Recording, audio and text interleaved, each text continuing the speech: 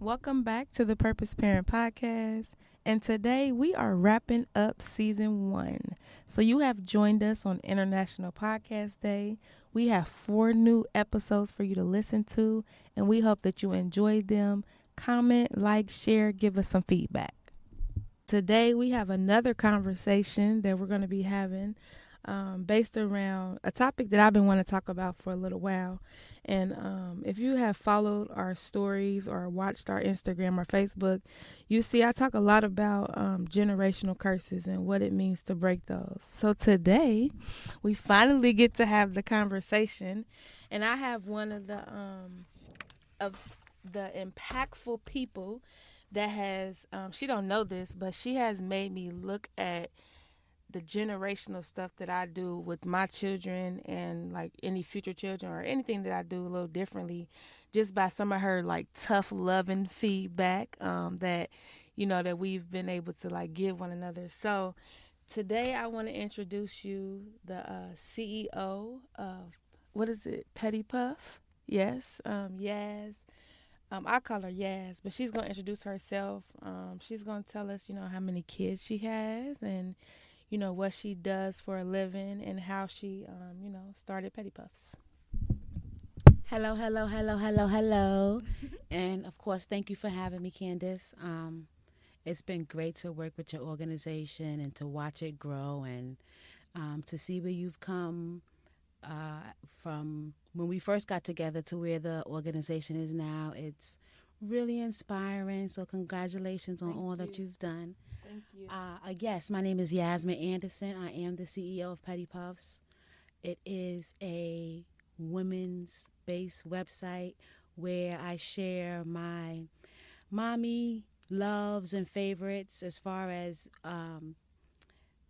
just I would like to say more pedicure, manicure stuff, but also self care and wellness items.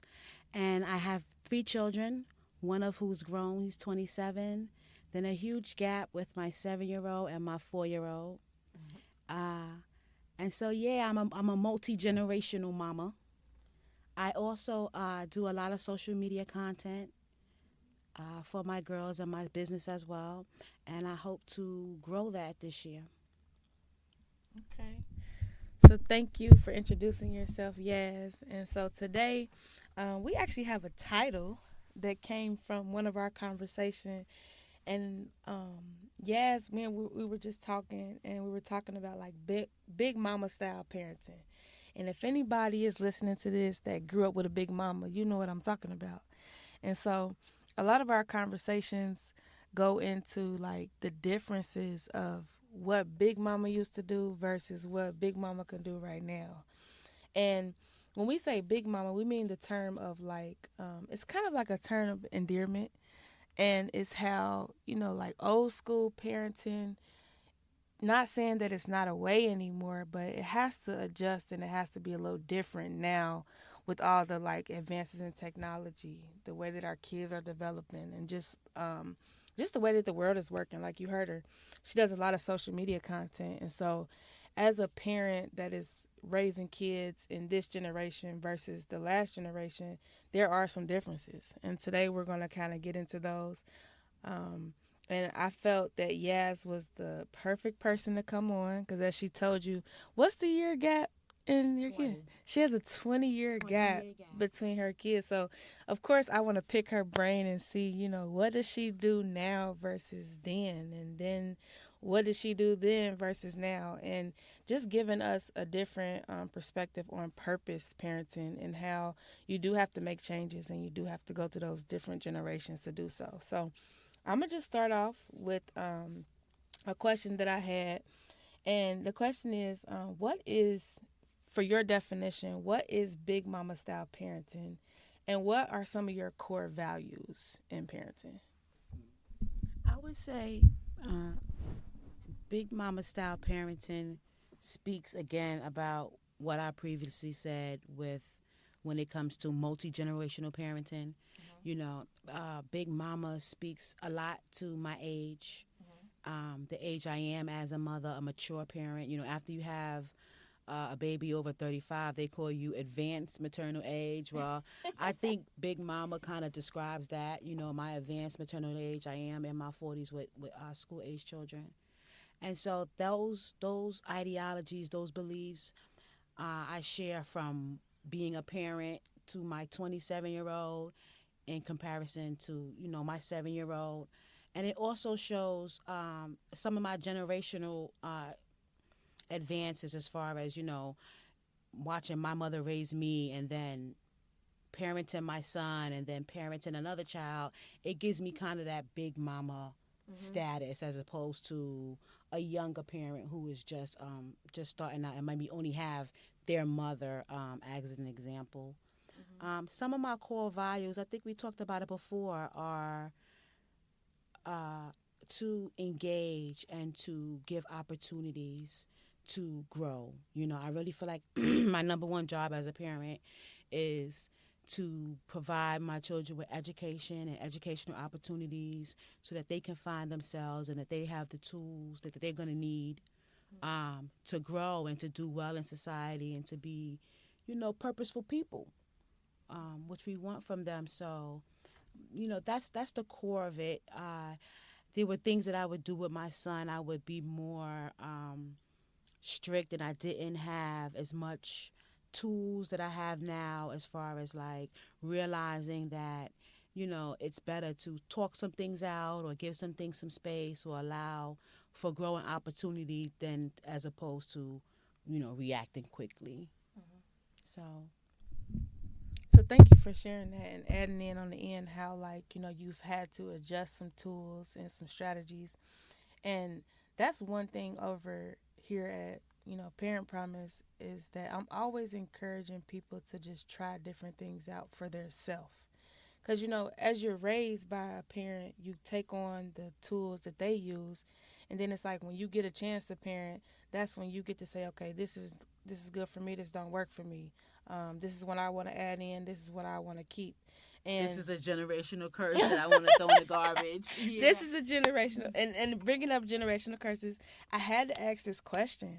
Do you believe in generational curses or generational traditions or habits? Because I don't want people to think that we're like casting spells or. I like habits. Yeah, so habits, traditions, or curses, whichever one fits you, that's for you. Yeah, I'm gonna go with habits because habits is great because description because habits can be broken, habits can be given up, and so.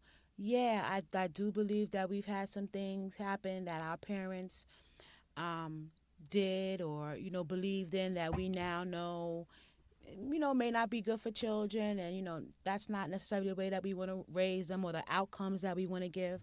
So, yeah, I think generational habits should be looked at and evaluated constantly. And if you can go ahead and, make a better choice for your children and, they're yours, go ahead and do that. So now I'm about to put the fire on Yaz a little bit because I want to hear from, how you parented your son to now you parenting your daughters. What are like 3 key different habits that you are making so that your kids don't carry on the past generational habits? I think they're pretty simple. One of the most simple is when my son would come home from school, I might say to him, "How was your day?" But with my daughters now, who are 7 and 4, I will say, "Tell me a challenge that you had today," or "Tell me one thing that you learned today," or to get a better reaction and interaction with them. With my son, I was more quick to listen to his educators and the people who were providing services to us and didn't listen to him. I wouldn't say as much, but I should have listened to him first. Mm-hmm. His his concept, his idea, his story should have been first, and evaluate everyone, else's story about that. And then the last is, like I said, that opportunity. Before with the small children, we were all, with my son, we were always put into like graphs and perimeters about where they should be at that time, at this age. And that's not for every kid. Every kid has their own box, their own time, their own period to grow. And so this time I'm not doing that. If my daughter took too long to walk, that's fine. If my youngest is taking too long to potty train, that's okay. Just like just more space for and room for growth. And I think that's my favorite one that I have taken when it comes to parenting is like, just letting your kids kind of navigate their growth. And of course, one of the things I've learned just over like the career that I've had and over just being a parent is, when you provide your kids the opportunity, just depending on their personality or where they want to be with it, they'll take it by the horns and they'll do well. Instead of saying like, I don't think this is for you. And not saying by any chance like was I developed or grown up in that way, but there were times where um, we didn't really explore other things outside of what worked for our parents' schedule because that's what worked for their schedule. And as a parent that wants to like, break those generational habits, um, I change my schedule a lot more than not to fit the opportunities because I just know that who these kids are to become is going to be on their own one day. And as their parent, I got to be willing to create an opportunity. And going back to like my first job in this field, um, I had worked for a lady. Her name was Mrs. Sherry Lynch, and she was a retired nurse, and she had a day treatment program.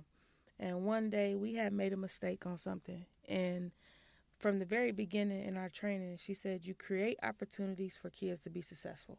Because these were kids were coming from like daycares being kicked out, parents couldn't go to work. So at that point, when they came into our space, it's like, okay, put the opportunity in front of them so they can choose good or they can choose bad and you help them correct it. So I feel like in a way that's kind of how I parent is that I put opportunities in front of them to be successful, and if they're not successful, that's either one thing I learned we're not doing again, or it's just like, okay, you need a little more practice on this, or more often than not. So I think that's the biggest one for me too that I've changed from the way I grew up was like just giving more opportunities for other talents to grow. My 7-year-old is in swimming right now, and it meets 3 times a week on the other side of town. And I say to myself, who but you is going to be crazy enough to run back and forth 3 times a week with everything you got going on?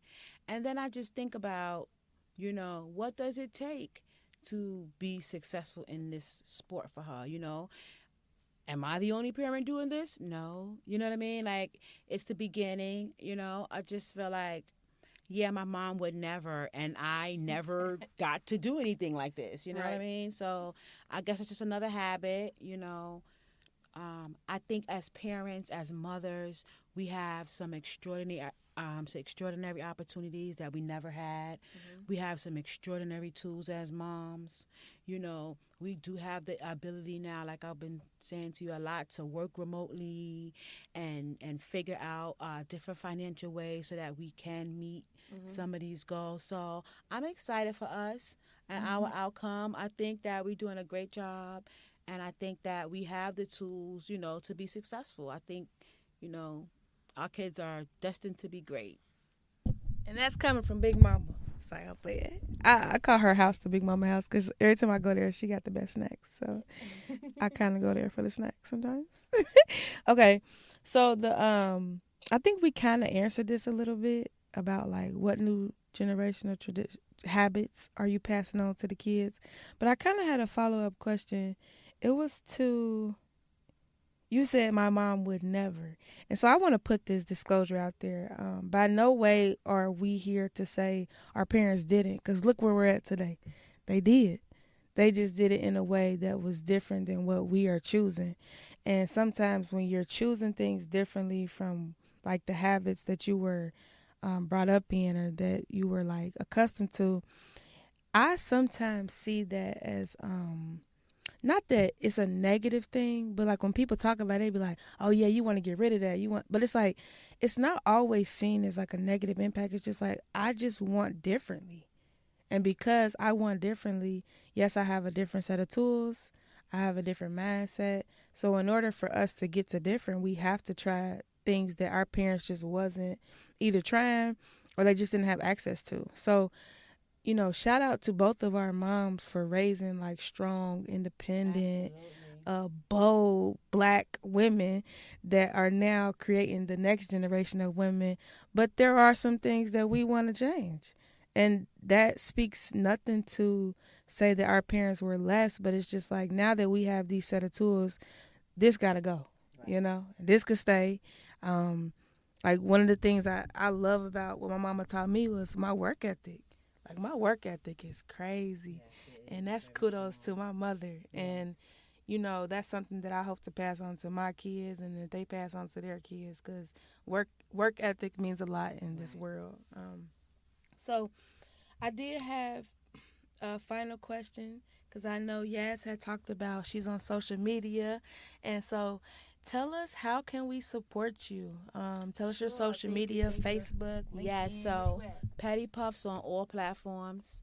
And then for me personally, it's Miss Yasmin Maria on all platforms on TikTok, Facebook, and Instagram.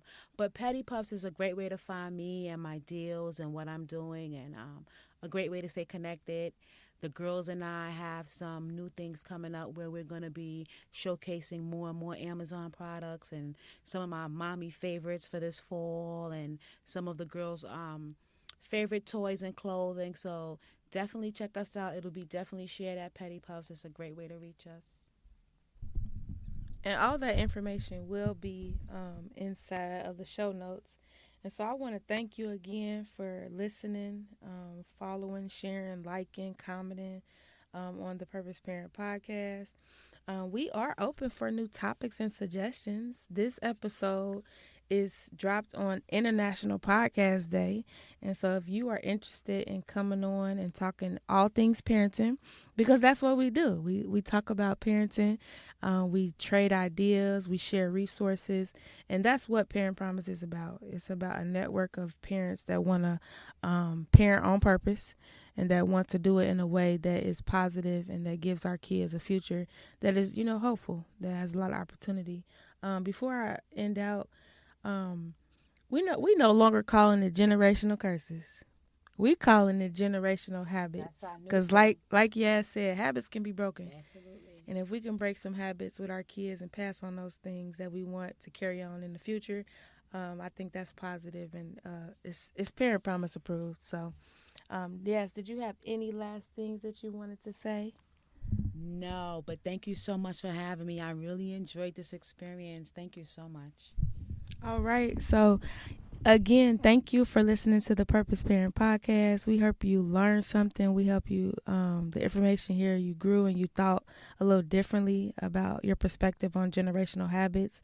And if you have any questions, any comments, you can find us at Parent Promise 513.